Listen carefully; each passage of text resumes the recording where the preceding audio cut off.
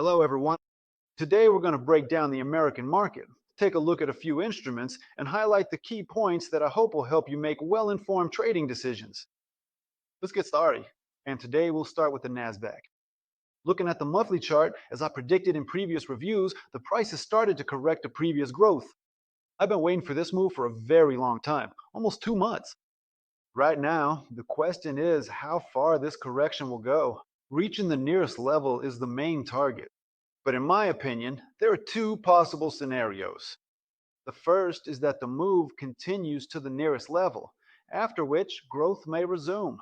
The second scenario, which is more of a priority for me, is that the correction continues down to the range between $23,500 and $23,750. Now, let's switch to the daily chart. After the last review, the price dropped below the previously marked sideways range and continues to fall. So far, selling volumes have only been increasing, which confirms my assumptions about reaching the nearest level. In any case, it is at this level that we need to assess the player's efforts and make further decisions. I hope that in the next review, that's exactly what we'll be doing. So, for those who are holding stocks in their portfolio, earlier I warned about this drop, and if you didn't lock in profits during the sideways movement, now you'll have to endure the correction, which will most likely end in the range at $23,500. I don't think it makes sense to buy or add more shares today. The best approach would be to do this only after the correction is over.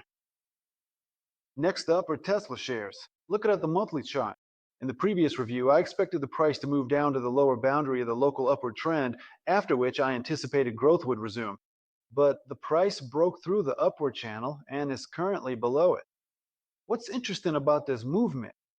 Even though it looks very strong, the selling volumes in it are actually quite weak. The price broke not only the upward trend, but also the nearest local low, which should make most traders start selling. I'm not saying that the decline won't continue, but this looks a lot like a liquidity grab, after which the price could return to growth, which is what I'm expecting.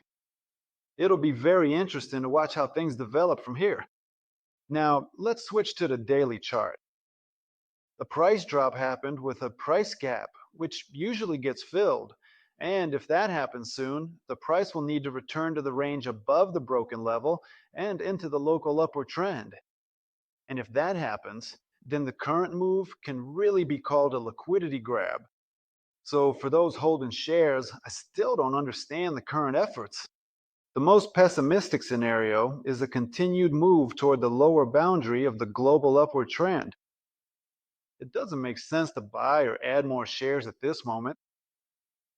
Next up are Nvidia shares and their monthly chart. The trends and levels remain relevant. I don't see any major changes on the chart. The price reversed from the previously marked range and continues to fall.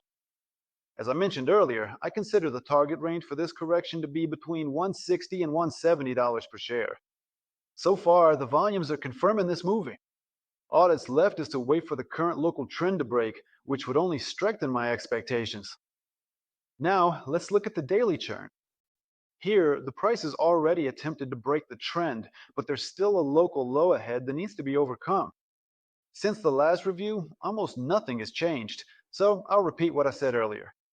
A continuation of the upward movement within the current global trend is only possible after the local downward trend is broken and the price moves above the marked level in the $210 range. The main expectation is that the price will drop below the current level and break the upward trend, targeting $160 to $170 per share.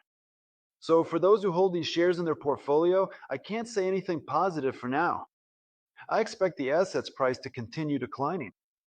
Buying more shares will only be possible after confirmation of buyer strength, which at this point I expect to see in the $170 per share range. Next up are AMD shares and their monthly chart. After the last review, the price went into the expected correction. The target for this correction, in my opinion, is the price range of $380 per share. But that's just the nearest of the possible targets. It's in this range that we'll be watching the player's efforts and making further decisions. If we don't see any buying activity at this level, the price could keep dropping down to the $330 range.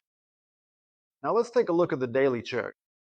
Since the last review, the price has broken out of the sideways movement and continues to fall. So far, the selling volumes have only been increasing. Based on what I see, I can say that a move down to the $350 range is a very realistic scenario, at least to fill the historical gap.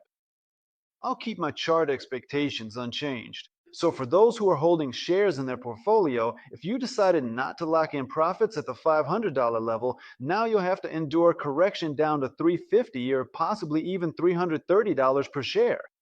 But on a positive note, I can say that after the current correction, I expect the asset's price to rise at least back to its previous highs. But whether this will actually happen will only be shown by how the players react at the expected level where the correction is. There's no point in buying or adding more shares at the current moment. The best time would be to wait for the correction to end at the previously mentioned levels. So that's roughly how I expect things to play out. But if you think differently, let me know in the comments. And don't forget to like and subscribe to the channel so you don't miss future reviews. I hope this was really helpful. And don't forget, we can make predictions, but the market has the final say.